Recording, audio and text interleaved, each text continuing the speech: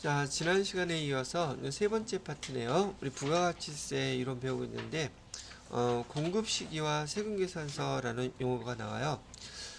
이 부가세법에서 공급 시기라고 하면은 이 공급 시기라는 용어와 여러분이 같이 연결되는 걸 갖다 알아야 될 용어들이 있어요. 이 공급 시기하고 같은 그 상황에서 그냥 과세 표준, 과세 표준은 세금을 부과하는 기준금액이라는 뜻인데, 부가세법에서 과세표준은 바로 매출 공급가액을 우리 과세표준이라고 불러요. 그래서 공급 시기에 과세표준도 결정이 된다는 얘기고요. 이 과세표준이 결정이 되게 되면 공급 시기하고 회계 담당자들은 이 날짜에 세금계산서를 반드시 발급해 주어야 됩니다. 그 다음에 세금계산서가 발급되게 되면 여러분이 매매출전표 입력하실 때 세금계산서에 있는 그 날짜에 매출 처리했죠. 그러면 그 매출이라는 것은 재무회계 입장에서는 수익이 인식되는 시점이기도 해요. 그래서 예를 들어서 공급 시기가 날짜로 따졌을 때 오늘 날짜가 5월 23일이니까 5월 23일 날 공급할 때 공급되는 그 재화의 또는 용역의 과세표준 공급가액을 알 수 있겠죠.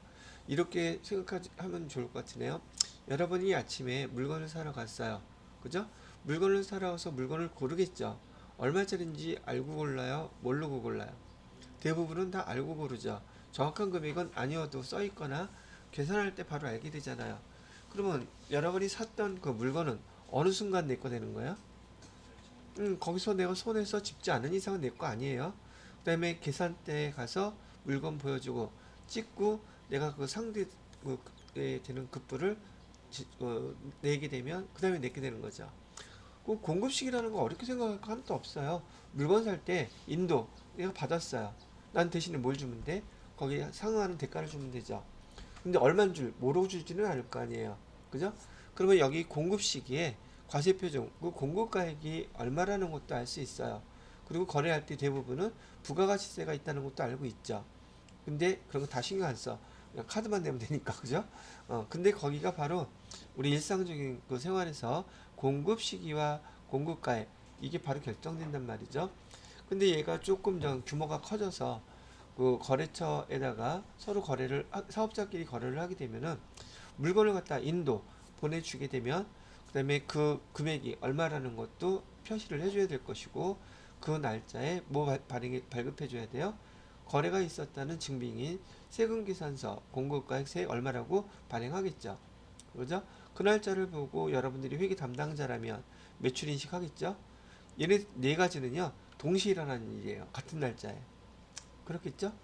근데 여기 부가세법에서는 특히나 교재에서는 여러분들한테 한꺼번에 이 네 가지를 다 설명할 수가 없기 때문에 따로 나누어서 설명을 하게 된단 말이죠. 그러니까 파트가 나뉘어져서 설명이 하다 보니까 의미는 다 같은 내용인데 뭐 내용이 되게 많은 것처럼 느껴질 수도 있더란 말이죠.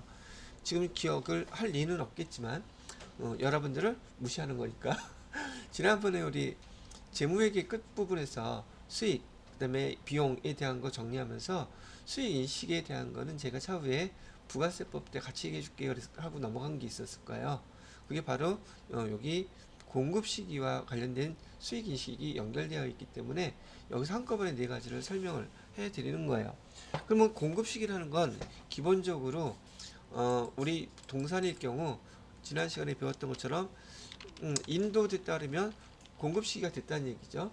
인도가 되면 공급된 거예요, 그게. 그게 그때가 공급 시기란 얘기고 또는 양도가 되면 바로 그때가 공급 시기입니다. 이렇게 알려 준다는 얘기죠. 그때가 거래가 일어났다는 일이에요. 그럼 그 거래 일어난 날짜를 기준으로 해서 부가가치세를 갖다가 계산한다. 또 그 세금계산서 작성 연월일 중요하다 그랬었죠. 필요적 기지사항이에요. 그 필요적 기지사항에 대해서 설명을 갖다가 이렇게 같이 연결해 주는 거예요. 자, 그러면 공급 시기 개념 한번 볼게요. 공급 시기는 과세 거래를 어느 과세 기간에 귀속시킬 것인지, 그다음에 세금계산세 발급 시기, 그다음에 거래 징수 시기를 결정하는 기준입니다. 공급 시기가 그래서 상당히 중요한 개념이란 말이죠. 부가세법에서는. 그래서 공급 시기를 알게 되면 과세표준, 세금계산서, 수익인식 얘네들이 같은 날 쫙 움직이게 된다라고 알아두시면 되겠습니다. 그럼 여기서 우선 재화의 공급 시기는 언젠가 봤더니 재화의 공급 시기는 재화의 이동이 필요한 경우 동산이겠죠. 동산인 경우에 재화의 이동이 필요치 않은 경우에는 재화의 이용이 가능하게 되는 때이며 그래서 여기서는 여러분들이 요 용어들을 이제 잘 구분하셔야 돼요. 재화의 이동이 가능하게 되는 때, 그에 대한 공급이 확정되는 때, 자, 지금 뭘 알아야 되느냐면, 공급 시기를 어떤 말로 표현하는지, 그거를 구분할 수 있는 걸 배우는 거예요. 일반적으로, 여기 거래 형태별 공급 시기에 보면, 외상 판매, 그 다음에 현금 판매, 할부 판매 있죠. 하여튼 이런 거 판매가 되게 되면, 재화가 인도되거나, 이용 가능하게 되는 때가 공급시기래요. 그래서 시험 문제에서 뭐라고 물어보느냐면 여기 현금 판매했을 때 또는 외상이나 할부 판매했을 때 공급 시기가 언제이죠? 라고 물어봐요. 그리고 보기에서 재화가 실제로 인도되는 때, 재화가 인도되거나 이용 가능하게 되는 때, 대가의 각 부분을 받기로 한 때, 얘네들이 이제 보기로 나오는 거예요. 그러면 현금 판매, 외상 판매, 할부 판매는 언제가 공급 시기예요? 인도라는 용어로 기억하시면 되겠죠. 재화가 인도됐을 때 또는 이용 가능하게 되는 때가 재화의 공급 시기입니다. 이렇게 구분을 하실 수 있어야 된다는 얘기예요. 자, 그 다음에 상품권의 경우에는 여러분이 상품권 사보신 분들은 알겠지만은 상품권을 사게 되면 그냥 종이 쪼가리만 돈 내고 사는 거죠. 그러면 이때 재화의 공급 시기 지난번에 상품권이라든지 유가증권이라든지 이런 것들은 재화라고 보지 않는다고 설명해 드렸었죠. 그죠? 상품권은 재화가 아니에요.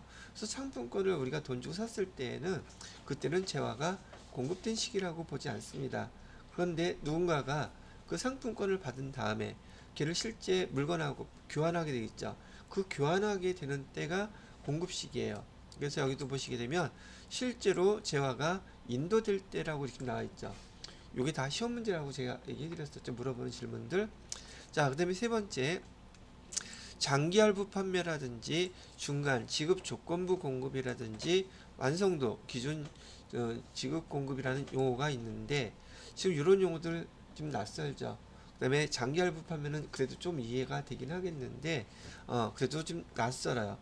얘네들의 공급 시기는 언제냐면 대가의 각 부분을 받기로 한 때라고 요걸 기억을 해야지 되는데 지금 하나도 여기서 익숙하게 들어오는 분야가 용어가 없어요. 그래서 여기다 별표 3개 해놓고 이거 잘 이해를 하셔야 됩니다. 특히 여기서 시험 문제를 많이 내는 편이에요. 그래서 요거에 대한 설명을 보완해서 한번 얘기를 해드려 볼게요.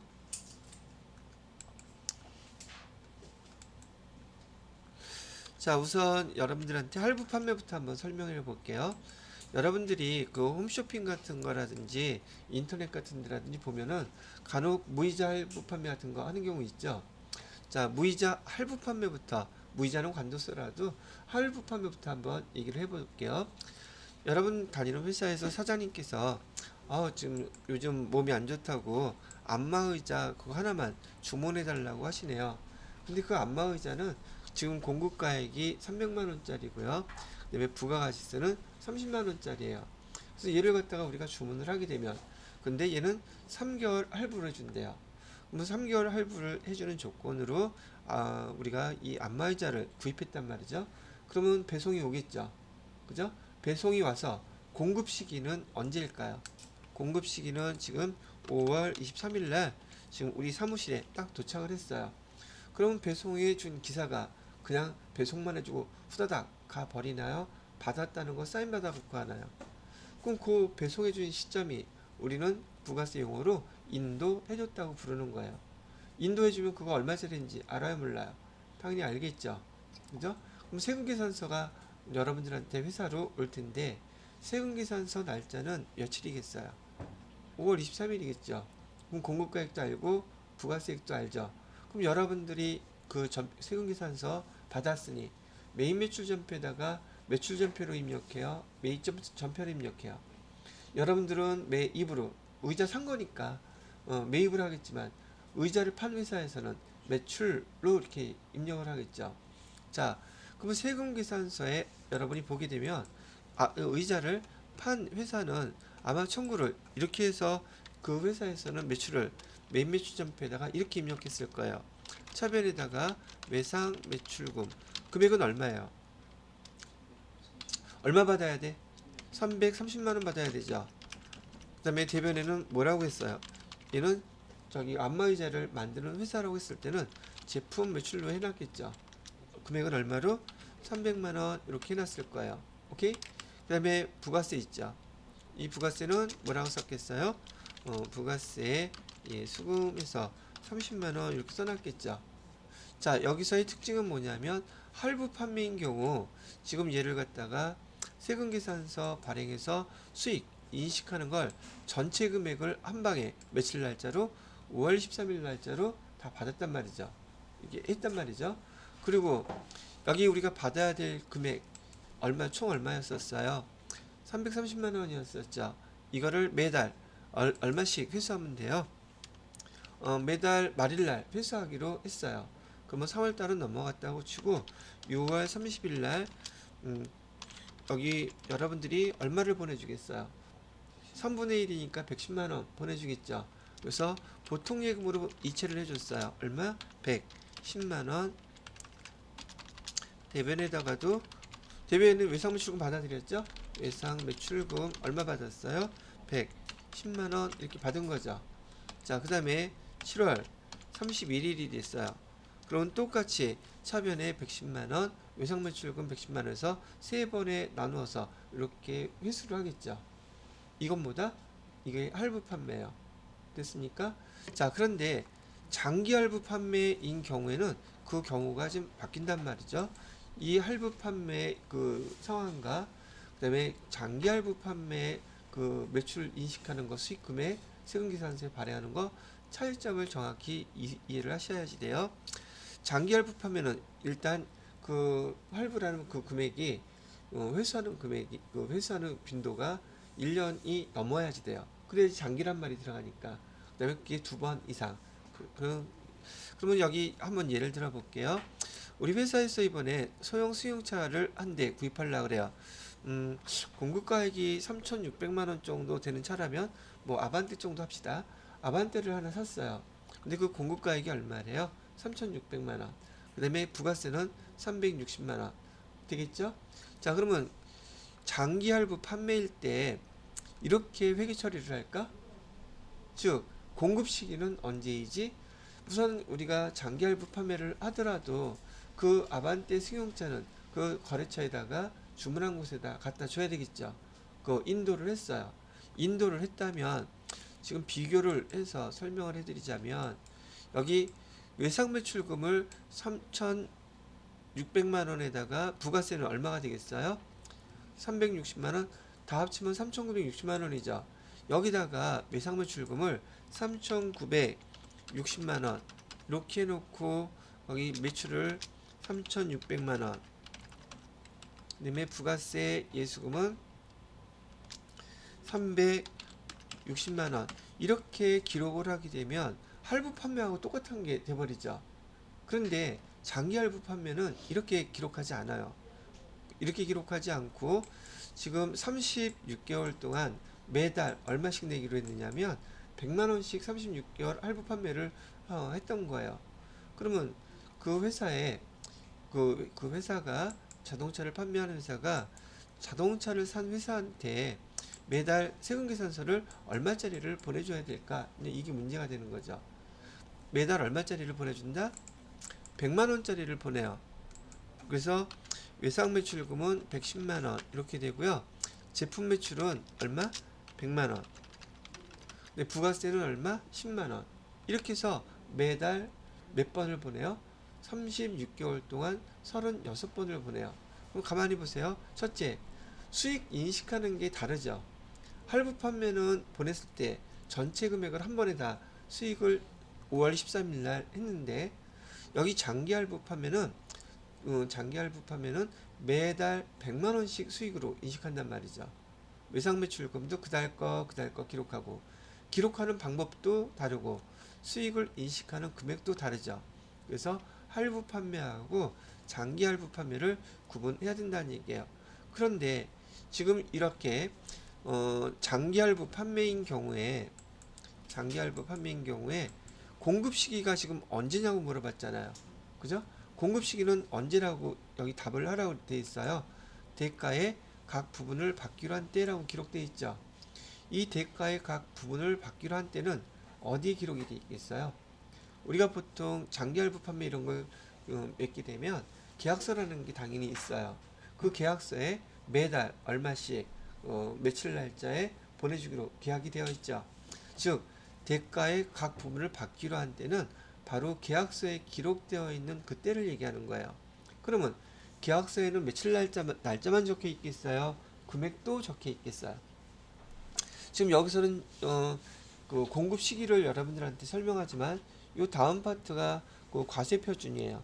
그럼 과세 표준도 똑같이 장기 할부 판매인 경우는 계약서에 공급가액 적혀 있겠죠. 그죠? 그때는 뭐라고 되어 있어요? 과세 표준이 결정되는 건 언제 결정되나요? 이렇게 물어보면 걔도 대가의 각 부분을 받기로 한 때가 아니라 이번에는 받기로 한 금액이 되겠죠. 같은 의미란 얘기예요. 자, 그래서 대가의 각 부분을 받기로 한 때라고 이렇게 얘기가 나오게 되면 여러분들은 계약서를 떠올리셔야 돼요. 계약서에 쓰여져 있는 날짜, 계약서에 쓰여져 있는 금액, 그 다음에 계약서에서 써져 있는 그 금액을 세금계산서 그 날짜에 발행해 줘야 되고 그 날짜로 수익을 인식해야 된다. 얼마를? 100만 원씩. 구분됐죠? 그래서 여기 장기 할부 판매하고 여기 할부 판매 회계 처리 기록하는 거 세금계산서 발급 날짜 그다음에 수익을 인식하는 금액 다르다는 거 기억을 해 두시라고 알려드린 거고요. 그다음에 대가의 각 부분을 받기로 한 때 금액 이거는 계약서에 쓰여져 있으니까 계약서를 떠올리시라고 얘기해 드리는 거야. 자, 이제 장기 할부 판매에 대한 용어가 이해가 됐다면 그 밑에 중간 지급 조건부라는 용어. 우선 완성도부터 할까요? 완성도 기준 지급 공급이라는 걸 요를 해볼게요. 완성도 기준 지급 조건부라는 것은 우선 예로 건물을 하나 생각하세요. 건물이 지금 건물을 짓고 있는데 건물을 지을 때 보통 건물을 지으면서 그 건축사하고 저기 건축회사하고 건설회사하고 계약을 하겠어요, 안 하겠어요? 계약을 하겠죠. 자, 완성이 될 때까지 완성도 기준으로 해서 여기 지급을 하겠다고 얘기를 하는데 여기도 보시게 되면 건물 같은 경우에 보편적으로 20%가 완성됐을 때 한번 지급하고 그다음에 30%가 완성됐을 때 지급하고 50%가 완성됐을 때 지급하고 이렇게 계약서에는 일정하게 그 건물이 완성된 것을 기준으로 해서 돈을 갖다가 지급한다고 얘기를 써놨단 말이죠. 그러면 건설사 입장에서는 그 날짜에 세금계산서를 보내주어야 되겠죠. 그죠? 그리고 청구할 때 건설사가 이미 완성된 것에 대해서 계약서에 의해서 청구하는 것을 기성고 청구라고 부를 거예요. 여러분들 중에서는 또 건설사 쪽에 건축 쪽에 들어갈 사람들도 있을지 모르니까 기성구 청구가 뭐다? 이미 완성된 부분에 대한 만큼을 청구하는 것을 기성고 청구라고 불러요. 되셨죠? 그럼 얘도 당연히 계약서가 있을 테니 대가의 각 부분을 받기로 한 때, 받기로 한 금액, 그 날짜에 세금계산서 발급해주고 그 날짜에 여러분이 수익을 인식하고 그렇게 하게 되겠죠. 그래서 건물 예를 하나 들어드렸고요. 자, 그 다음에 마지막 여기 건물 중간 지급 조건부라고 되어 있는데 중간 지급 조건부는 건물을 리모델링 한다는 예를 한번 들어볼게요. 건물을 리모델링 하는데 중간 지급 조건부의 그 말 뜻이 일단 1년은 넘어가지 않는 거예요. 그 대신 6개월은 넘는 거예요. 그래서 그때 계약 관계로 돈을 지급할 때 얘를 우리는 중간 지급 조건부라고 하거든요. 근데 6개월 이상이면서 1년 이내 두 번 이상 나누어서 지급하는 경우를 중간 지급 조건부라고 부르고 리모델링 이런 공사할 때도 당연히 그 리모델링 해주는 회사와 계약 관계가 있어서 계약서를 씁니다. 그럼 똑같은 입장에서 그 계약서에 날짜, 금액 다 적혀 있겠죠. 그래서 얘도 마찬가지로 대가의 각 부분을 받기로 한 때가 공급 시기가 된다는 얘기예요. 그 다음에 마지막으로 공급 단위를 구획할 수 없을 때라는 것은 여러분들 지금 스마트폰 사용하고 계시죠? 매월 한 번씩 청구가 되는데 그 돈 청구하기 위해서 매월 말에 잠깐 데이터가 전송이 중단되나요? 아니면 그거 무시하고 계속 전송이 되나요? 사용할 수 있죠? 전기요금도 마찬가지예요. 그건 그 공급 단위를 한 달 동안에 정확히 얼마를 공급했는지를 계산하기 위해서 중간에 끊지를 않는단 말이죠. 그런데 전기요금도 그렇고요. 여러분 통신요금도 그렇고 통신사와 그다음에 한국전력과 공급 계약서라는 게 다 있어요. 집에 있는 거 잘 모르시겠지만 여러분이 그 통신 계약서 스마트폰 계약할 때 그 계약서에 의해서 돈을 매달 얼마만큼 청구합니다라고 하는 그 금액 그것도 계약서가 있기 때문에 계약서가 기반이 되고 계약서에 쓰여져 있는 날짜가 바로 공급 시기가 된다고 이게 기억을 하시면 되겠고요. 부가세법에서는 여기 계약서라는 용어는 안 나와요. 공급 시기 언제냐고 물어봤을 때 계약서에 있는 것들을 대가의 각 부분을 받기로 한 때 이렇게 표시하니까 그 용어를 기억해 두시라는 얘기예요. 아시겠죠? 됐습니다. 잠깐 쉬었다가 계속 설명해 드릴게요. 자, 그래서 장기 할부 판매라든지 중간 지급 조건부 공급이라든지 완성도 기존 지급 조건 공급이라든지 공급 단위를 구획할 수 없는 경우는 계약서에 써져 있는 것 공급 시기가 언제입니까? 라고 물어보게 되면은 대가의 각 부분을 받기로 한 때라는 거 이건 계약서를 의미한다는 거 그렇게 구분을 해두시면 될 것 같아요. 자, 그럼 제가 설명드릴 거는 여기서 다 설명이 됐으니까 다시 한번 교재를 보도록 하겠습니다. 그 이외에 공급 시기가 언젠지를 지금 물어보는 거예요. 재화의 간주 공급, 간주 공급이라는 거 지금 무상으로 줬음에도 불구하고 저기 판매한 것으로 본다는 뜻이라 그랬었죠. 이럴 때는 사용, 소비, 반출, 증여 및 폐업하는 때 그게 사용됐을 때를 얘기하는 거예요. 사용됐을 때 또는 소비됐을 때 또는 반출됐을 때 그러면 제가 지난 시간에 간주 공급은 우리 부가세법에서 상당히 중요한 거라 그랬었죠. 암기하셔야 됩니다 라고 얘기했던 것도 기억나시죠? 저기 간주 공급의 재화의 간주 공급 첫 번째 뭐라 그랬었죠? 자가 공급. 자가 공급에 세 가지 있다 그랬어요. 첫 번째는 면세 사업 전용 하게 되면 두 번째로는 여기 1000cc 그 비영업용 소형수용차에 사용되게 되면 걔는 원래 저기 매입세 공제 안 해주기로 했었죠. 그 다음에 타 사업장 반출 목적이 뭐였을 때 판매 목적으로 반출했을 때는 간주 공급으로 본다 그랬어요. 근데 견본품이라든지 다른 거 뭐 사용 목적으로 나가는 것들은 간주 공급에 해당되지 않아요. 두 번째로는 개인적 공급이라 그랬었고요. 자, 세 번째로는 사업상 증여.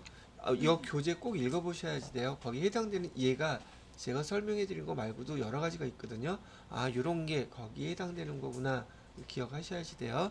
그 다음에 네 번째 폐업 시 잔존 남아있는 이걸 한자어로 잔존이라 그래요. 재화 이렇게 네 가지가 지금 재화의 간주 공급에 해당돼요. 그래서 재화의 간주 공급의 말뜻은 판매한 것으로 본다 라는 말뜻이라고도 얘기했었죠. 무상 공급이기도 하고 여기 이 거래가 있다면 증빙서류가 있다 없다 얘네들은 증빙서류가 다 없어요. 그래서 여러분이 이 자료를 간주 공급을 매입매출연표에다가 입력할 때에는 14번 건별로 입력하시고 공급가의 세액 그렇게 입력하셔야 돼요. 그래야지 그 세액을 납부하게 될 테니까. 얘는 지금 간주 공급은 매출세액 납부하세요 이런 뜻이라는 것도 정리해서 기억해 두시면 되겠습니다. 그럼 공급 시기는 언제예요? 간주 공급은 이런 것이 사용됐을 때, 소비됐을 때, 반출됐을 때, 증여 및 폐업했을 때, 다 여기 있는 내용을 암기하고 계시면 연결시키기가 좀 그나마 어려울 거예요. 자, 반환 조건부. 조건부가 들어가는 것은 조건이 만족돼야 돼요. 그 다음에 기간이 경과되거나 그 조건을 만족시켜야 된다라는 걸 항목이 되겠고요. 그 다음에 재화의 공급으로 보는 가공의 경우. 가공에서는 재화로 보는 경우는 어떤 경우라 그랬어요? 재화의 일부나 전부를 자기네가 구매해서 납품했을 때라 그랬었죠. 그래서 가공된 재화를 납품하는 걸 여기 인도라고 표시해놨어요. 본사에다가 그 납품, 인도 줘야 되잖아요. 그다음에 무인 판매기는 언제가 공급 시기예요? 무인 판매기에서 현금 꺼낼 때, 그때가 공급 시기라고 봅니다. 수출하는 재화는 여기 외국으로 수출할 때는 그 인도의 뜻이 배에다가 실는 거예요. 그러면 인도하는 거예요. 또는 비행기에다가 실을 때 그때가 인도하는 거예요. 아시겠죠? 수출하는 재화가 기저귀를 차요? 그건 기적이잖아. 그 기적이 아니에요. 자, 그 다음에 수입 보세 구역 안에서 신고, 수입 신고, 수리일, 폐업은 무조건 폐업일, 뭐 이렇게 구분을 해서 받으시면 되겠어요. 아시겠죠? 이 내용 공급 시기가 언제냐고 여러분 그 연습 문제나 기출 문제에서 여러 번 보시게 될 거예요. 물론 안 풀어보면 못 보게 되겠죠. 질문하는 그 형태를 보셔야 되기 때문에 관련된 문제들 한번 뒤에서 찾아서 보시기 바랍니다. 자, 그 다음에 여기 거래 형태별 요건에 장기할부 판매, 중간지급 조건부, 완성도 기준, 지급 공급 다 나와 있죠? 이따 꼭 읽어보시기 바라고요. 그 다음에 용역의 공급 시기. 자, 용역도 보세요. 용역은 기본적으로 재화는 인도 또는 이용 가능하기 된 때를 갖다 얘기하는데, 여기 용역의 경우에는 영무의 제공이 완료한 때라고 되어 있는데, 또 이렇게 하게 되면 말이 어렵잖아. 미용실 생각하세요. 미용실은 대표적인 용역이죠. 여러분이 쉽게 알아들으실 때. 그러면 미용실 들어갈 때 돈 내요? 다 끝나고 나서 돈 내요? 모든 용역 서비스는요, 완료가 됐을 때가 공급 시기예요. 그때 페이를 해야 된다는 얘기죠. 그래서 통상적인 경우, 용역 같은 경우는 그 서비스가 완료됐을 때라고 기억하시면 되겠고요. 이 용역에도 우리가 배웠던 장기할부 판매라든지 중간지급 조건부, 완성도 지급 조건 이런 거 다 있어요. 예를 들어서 용역 중에서 여기 장기할부에 해당되는 게 무엇이 있을까? 장기할부라는 것은 일정한 기간 동안에 나누어서 페이를 한다는 얘기겠죠. 변호사가 변론을 해요. 그럼 이게 시간이 장기일 경우 중간중간 언제쯤에 돈 주겠다 그런 것들 있어야 되지 않겠어요? 그죠? 그게 장기 1년, 2년, 3년 3년 넘어가는 것도 있을 수 있잖아요. 옛날에 그 뉴스에 나왔던 전직 대통령의 변호사가 그 변호가 끝날 때까지 재판이 한두 개가 아니었었잖아요. 몇 년 동안 그때 뉴스에 나오던가요? 오랫동안 나왔죠? 그 변호사는 뭐 무료로 변호했을까? 아니겠죠. 그런 게 장기할부에 해당되는 거예요. 또는 그 변호가 1년 이내일 수도 있잖아요. 우리 1심만 할 거예요. 그렇게 되면 뭐 6개월 넘어가면 중간 지급 조건부가 될 거고, 재판이 끝날 때까지 책임지겠습니다. 그리고 그때까지 변호해 주세요. 그럼 그건 완성도 기준이 될 것이고, 그죠? 그래도 그 변호할 때 계약서 안 써도 돼요? 구두로만 하면 돼요? 아니면 계약서 써야 돼요? 그것도 계약서 써야 돼요. 용역도 이게 똑같이 다 있다는 얘기예요. 자, 간주임대료라는 말 처음 들어보시죠? 내용은 간단한 거니까 용어로 잘 기억을 해주시기 바랍니다. 아까 간주 공급이라는 용어와 간주 임대료라는 말, 이 간주란 말이 들어가는데요. 이 간주는 그렇게 보겠다는 얘기예요. 그럼 얘는 뭘로 보겠다는 얘기예요? 임대료로 보겠다는 얘기예요. 그럼 이건 어떤 내용이냐면, 자, 우리가 지난 시간에 설명했던 것 중에서 여러분이 수법, 매장을 갖다가 하나 지금 운영하려고 그래요. 그럼 건물을 빌려야 되겠죠. 건물을 임대해야 돼요. 임차해야 돼요.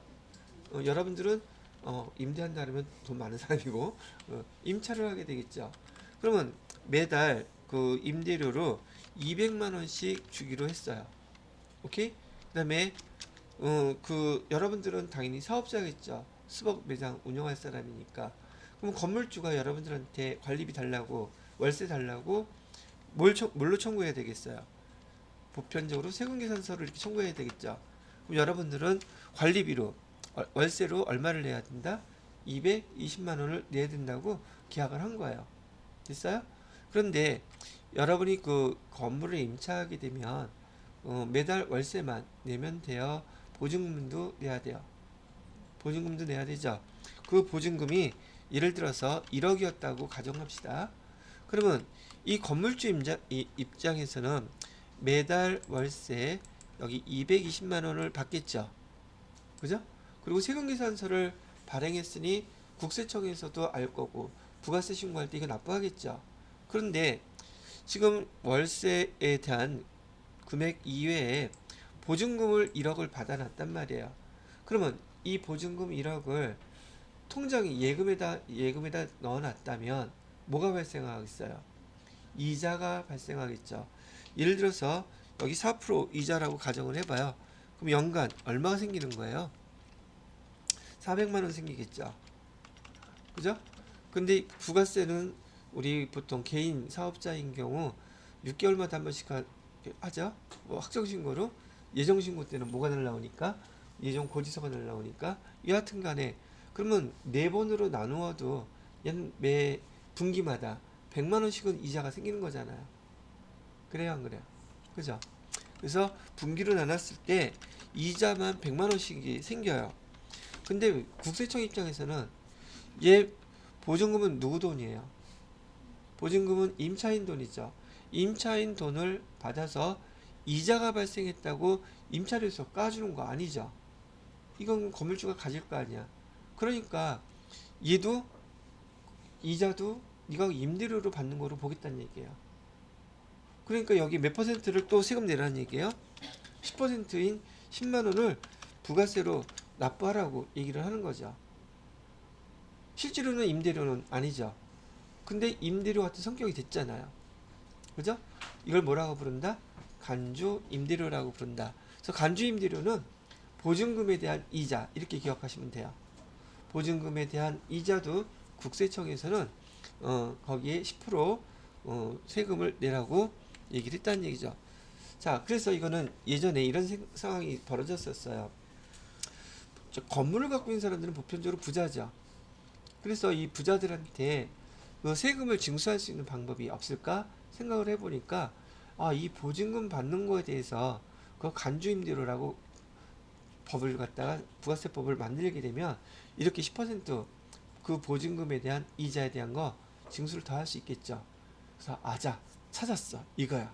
외국서는 건물주들한테 세금을 징수하기 위해서 간주임대료라는 거를 언젠가 만들어졌겠죠 이렇게.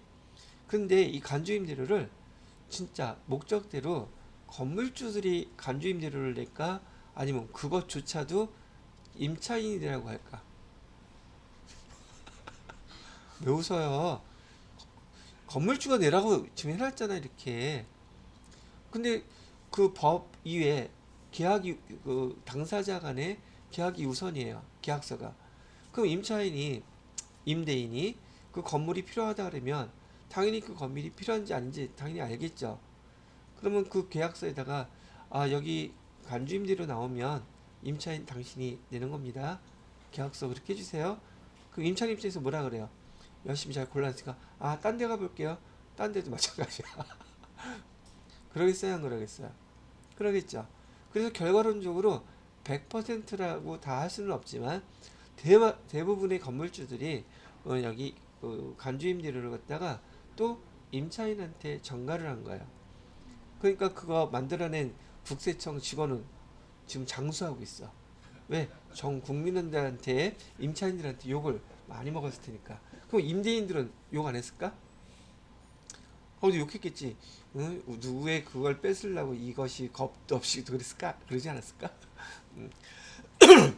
자, 여러분들이 이 임대 보증금에 대해서 이자가 얼마 아니라고 생각할 수 있을지 모르겠지만 제가 그 피자헛이라는 데 다닐 때요. 매장이 명동에도 있었고 저기 종로에도 있었거든요. 명동 매장의 보증금이 이만큼이었었어요. 명동. 그 다음에 여기는 종로. 그 종로 지금 거기 종로 3가에 보면 극장가 있거든요. 거기 보증금이에요 이게. 한 1000평 돼요? 보통 1000평? 안 재봐서 모르겠네 이거. 80? 나 8억인 줄 알았는데. 지금은 근데 좀 많이 시대가 바뀌어가지고 명동이 상권이 많이 죽었죠. 근데 그 건물에서 6층, 7층짜리인데 저희가 사용했던 건 1, 2, 3층이야. 그 위쪽은 또 별도야. 그러니까 명동에 건물 하나가 있으면 한 평이라는 평 있죠. 그걸 금으로 도배해도 남는다 그랬었어요. 금으로 이렇게 깔아도. 자, 나중에 타임슬립해서 가시는 분은 명동에다가 땅 사놓으세요. 드라마 같은 데 보면 요즘 그 뭐지? 구미호전 1938 보면 거기 광화문전하고 종로통 다 나오더라고. 뭐 어디에다 살아야 돼? 명동, 종로 이런 데 살아야겠지. 자, 그런 거 보니까 갑자기 기분이 안 좋아지는 거. 왜 뭔가 들킨 것 같아? 네? 뭔가 들킨 것 같아. 그냥 와 돈의 액수가 다르네요. 이거 귀여운 거야. 자, 여러분이 위를 보게 되면 한이 없어요. 근데 못 볼 것도 없기는 하지만 내가 그만한 또 노력을 해야지 돼요. 여기 간주전 나머지 것들은 용역에 대해서 공급 시기가 요때가 공급 시기예요. 그리고 알려주고 있죠. 그래서 내용들을 잘 봐두시기 바랍니다. 자, 이번에는 세금계산서예요. 자, 세금계산서란 세금계산서란 내용 한번 읽어보시면 될 것 같고요. 그 다음에 다음은 무엇을 설명한 내용인가요? 이렇게 물어볼 수도 있잖아요. 그죠? 서울에서 전화 오면 나한테 별볼일 없는잖아요. 난 모든 서울에 그걸 끊어놨기 때문에. 자, 그래서 이 내용 읽어보시고요. 지난번에 세금계산서의 필요적 기재사항 제가 설명해드렸었나요? 기억을 하시고 세금계산서 보면 요 내용들을 구분할 수 있으셔야 돼요. 얘는 불공사항 중에 첫 번째 거였었어요. 세금계산서에서 필요적 기재사항이 오류 또는 누락되면 매입세 공제 못 받는다 그랬어요. 그거. 그래서 또 실무에서도 많이 실수하는 파트니까 잘들 봐주시고요. 임의적 기재사항은 그 이외의 것들이라고 보시면 돼요. 아시겠죠? 제가 세금계산서 작성, 연, 월일이 필요적 기재사항이라 했어요. 공급, 연, 월일이 필요적 기재사항이라 했어요. 작성, 연, 월일 여기서 요거 잘 틀려요. 구분 잘하라고요. 자, 세금계산서의 발급 시기. 자, 이것도 원칙을 하나 얘기해 볼게요. 세금계산서의 발급 시기는 아까 제가 날짜를 예를 드렸던 것처럼 5월 23일이 공급 시기예요. 오케이? 그럼 5월 23일 날짜로 세금계산서를 발급해야 됩니다. 거기다가 지금 우리는 지금 법인이라는 게 전제조건이라 그랬죠. 법인은 반드시 전자 세금계산서를 발급해 주셔야지 돼요. 오케이? 그러면 거래처에다가 발급하는 거야 계산금이 아니라 계산서. 유진 씨 얼굴 표정 보고 알았어. 내가 뭐 틀렸구나라고. 그래서 그 전자세금 계산서를 거래처에다가 발급함과 동시에 국세청에다가도 전송이 된다 그랬었죠. 그럼 국세청에는 언제 얘가 들어가요? 국세청 서버에 이 전자세금 계산서가 전달되는 시기는 언제냐고요? 바로 그 다음 날이에요. 그 5월 23일 날은 전국에서 발생한 모든 거래 내역들 있죠. 국세청 서버에 그날 12시까지 대기하고 있다가 12시 땡 지나잖아요. 한꺼번에 그 다음날 전송돼서 들어간단 말이죠. 그래서 국세청에서는 뭐라 그랬냐면 세금계산서 발급하고 다음 날까지 들어온 거에 한해서 제대로 발급했다고 인정한다 그랬어요. 근데 이거 날짜가 당일날 발급해야 되는데 발급하지 않죠. 그러면 얘는 저기 지연 발급이라 그래서 가산세 내야 돼요. 가산세는 세무 2급에서 설명을 해드릴게요. 그러면 날짜 그날 안 했기 때문에 가산세를 내야 된다는 얘기가 되겠죠. 음. 국세청에 언제까지 당도해야 된다? 24일 날 당도해야 된다. 그러니까 착각하기 쉬운 게 이메일 보내면 바로 가니까 23일 날 공급식인데 24일 날 발행하면 바로 가지 않을까? 다 안 되죠? 공급식이 그 날짜에 발급해야 돼요. 이게 원칙이에요. 오케이? 그런데 얘가 원칙이고요. 우리가 계속적으로 거래하는 거래처일 경우에는 월합계 세금계산서를 발행할 수 있어요. 이게 특례야.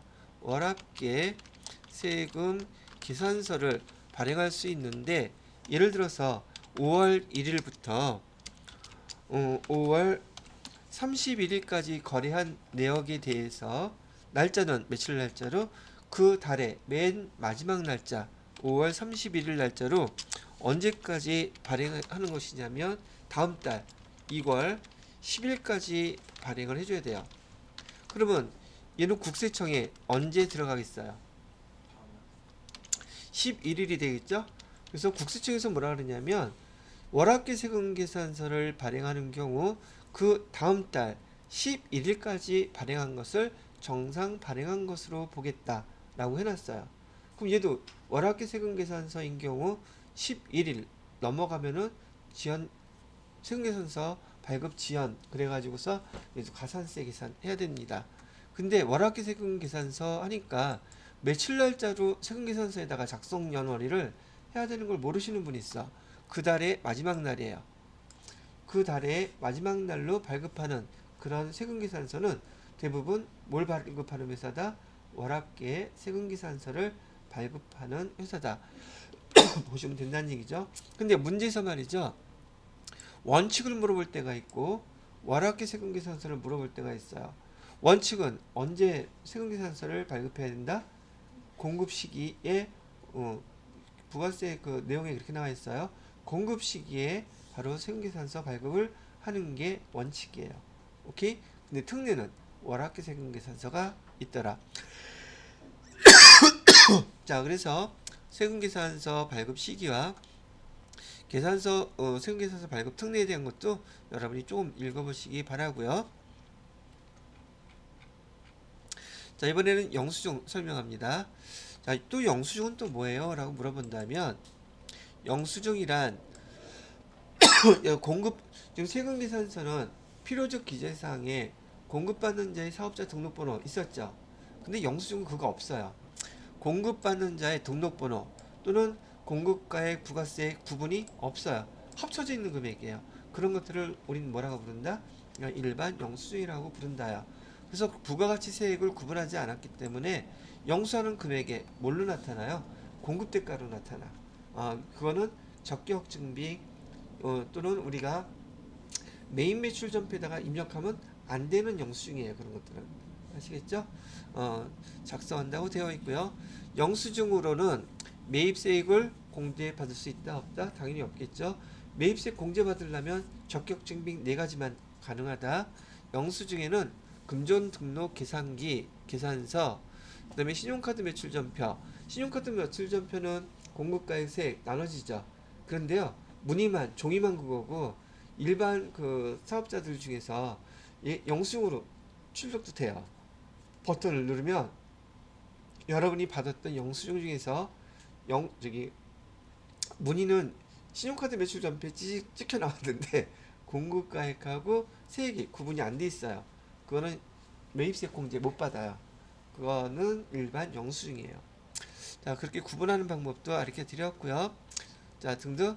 그러나 세금계산서 발급 의무가 있는 사업자가 신용카드기, 직불카드기 등에 의해서 발급하는 영수증에는 공급가액하고 세액 당연히 구분이 되는데요. 그 공급가액 세액 그 구분하는 그 단말기 있잖아요. 그 버튼이 있어요. 그래서 저 영수증 필요 없어요. 그러면 아무거라도 띵 눌러서 주면 돼. 그러면 부가세 그 누구 가야 된다? 그 매장께 되는 거예요. 자, 그래서 여러분들이 영수증을 내가 나중에라도 신용카드를 사용하시잖아요. 현금 영수증이나 그다음에 그 신용카드 매출전표 영수증을 발급받고 그냥 버려도 돼요. 그럼 여러분이 직장 다니면서 나중에 세무 이급 때 자세히 배우겠지만 그거 다 공제받는단 말이죠. 근데 그거 그냥 일반 영수증으로 받으면 그걸로 땡 끝이에요. 부가세는 어차피 여러분하고 관련이 없지만 차후에 그 연말정산할 때 비용으로서 공제받는 금액들이 생긴단 말이죠. 자, 영수증 발급 대상은요. 간이과세자,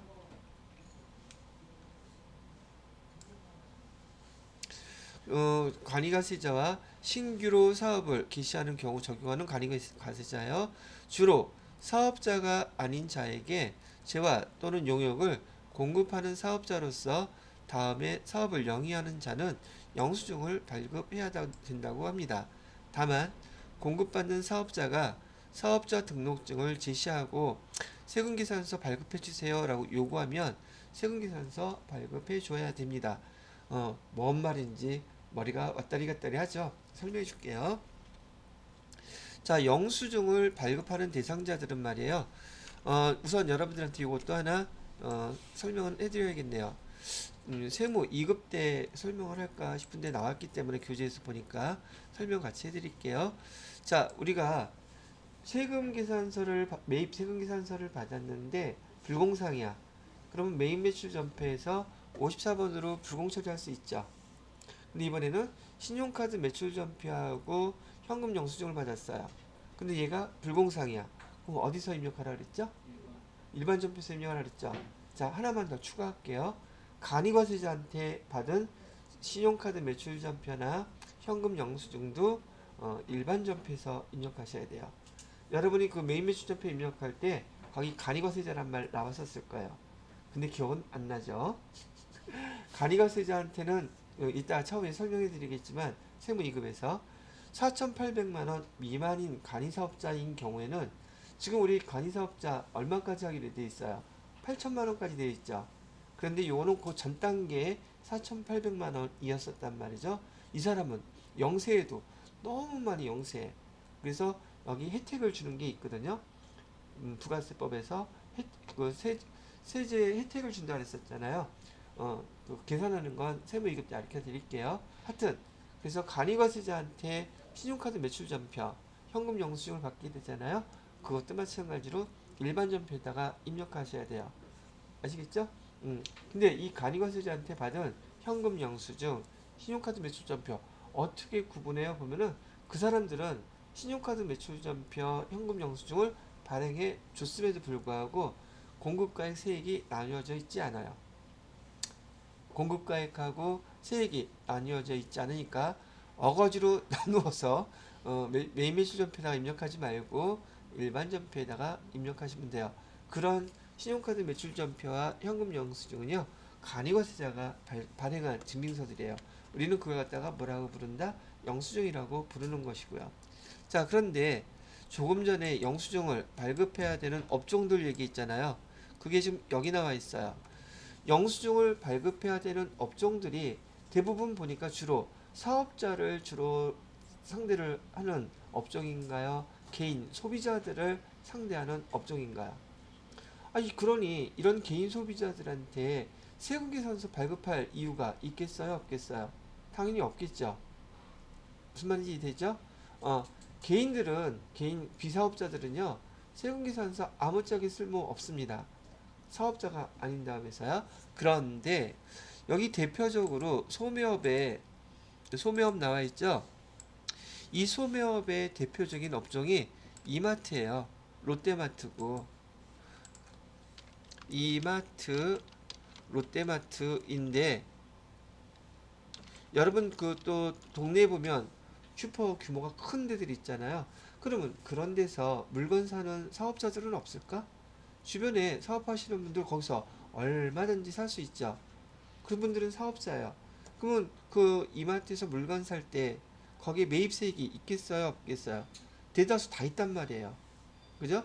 그래서 그 이마트 직원한테 계산하면서 여러분이 그런 얘기 들어본 적 있으신지 모르겠지만, 물론 관심이 없으니까 들어본 적도 없겠지만, 그 이마트 직원한테 저기 세금계산서 좀 발급해서 보내주세요라고 하면은 그 직원이 뭐라고 얘기하냐면은 사업자 그 사본 등록증 사본 보내주시면 그쪽으로 해서 보내드릴게요라고 얘기를 해요. 여러분 재미삼아라는 말은 그렇지만 똑같은 말을 이마트, 롯데마트, 슈퍼 같은 데 갔을 때 저 세금계산서 발급 가능하신가요? 그러면 거기서 대뜸 사업자 등록증 4번 보내주시면 저기 보내드릴게요 라고 얘기를 해요. 이해됐어? 그러면 해준다 안 해준다? 발급해줘야지 돼요. 그래서 여기 보시게 되면 사업자가 사업자 등록증 지시하고 세금계산서 발급 요구하면 세금계산서 발급해줘야 된다고 했죠. 그죠? 그렇지 않은 경우는 굳이 발급해줄 필요가 있다 없다? 없다는 얘기예요. 자, 그런데 그 중에서도요, 세금계산서 발급해 주세요라고 사업자 등록증 보여주면서 아무리 땡깡을 펴도 세금계산서 발급해 줄 의무가 없는 업종이 있어요. 바로 여기에요. B에 나와 있는 거 있죠. 요런 데는 세금계산서를 발급해 달라고 해도 발급해 줄 의무가 없는 업종들이에요. 그래서 그 밑에 보시게 되면 세금계산서 영수증 발급 대상 업종, 그 다음에 세금계산서 발급 불가 또는 세금계산서 반드시 발급 이런 거 나와 있는 거 보이시죠? 바로 이런 차이예요. 자, 하나 예를 들어 볼게요. 여러분이 사업자인데 미용실이나 욕탕 같은 데 가서 목욕하고 사업자 등록증 제시하면서 세금계산서 발급해 주세요 그러면 거기서 뭐라 그러겠어요? 그렇겠죠? 그다음에 택시라든지 또는 이런 경우도 있죠. 노점상, 행상 이런 분들한테 물건 사고서 할머니한테 노점에서 뭐 팔고 계시는데 이거 사고서 할머니 저한테요 세금계산서 발급 좀 해주셔야겠는데 그러면 그분이 뭐라 하겠어요? 그게 뭐야? 그랬거든요. 그래서 업종은 한번 읽어보시면 될 거고요. 요것도 시험 문제 잘 출제가 됩니다. 세금계산서를 발급해야 될 업종과 특히 세금계산서 발급 의무가 면제되어 있는 업종 요를 구분하셔서 봐두시면 될 거란 얘기예요. 여기 이런 것들 자 이렇게 하고요. 아마 이 파트는 거의 다 끝난 것 같아요. 다음 시간에는 그 다음 파트가 뭐가 나와 있냐면 다음 파트를 한번 설명해 보도록 하겠습니다. 잠깐 멈춰 놓을게요. 자, 그래서 이 파트에서는요 세금 계산서와 관련된 내용들인데 실무에서는 많이 중요해요. 그리고 지금 회계 1급에서 부가세 이론에서 이제 처음 나온 것들이기 때문에 꼼꼼히 읽어보시고 얘를 문제에서 어떻게 물어보는지 그것도 미리 알아두시면 도움이 될 것 같고요.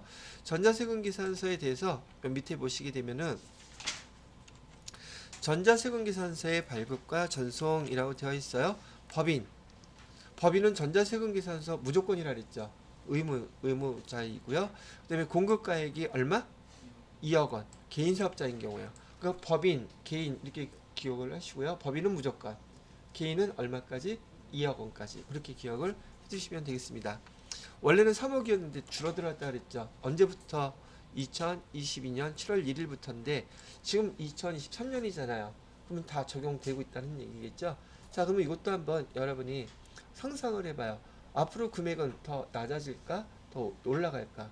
이건 예측 가능하잖아요. 여지껏 트렌드가 계속 내려왔죠. 그리고 전자세금 계산서 발급을 의무화하는 목적이 뭐겠어요? 세금의 투명성이에요. 그러니까 당연히 더 금액이 내려가겠죠. 그렇게 알아두시면 될 것 같아요. 자, 발급일 아까 했던 거 여기서 보여드리는 거예요.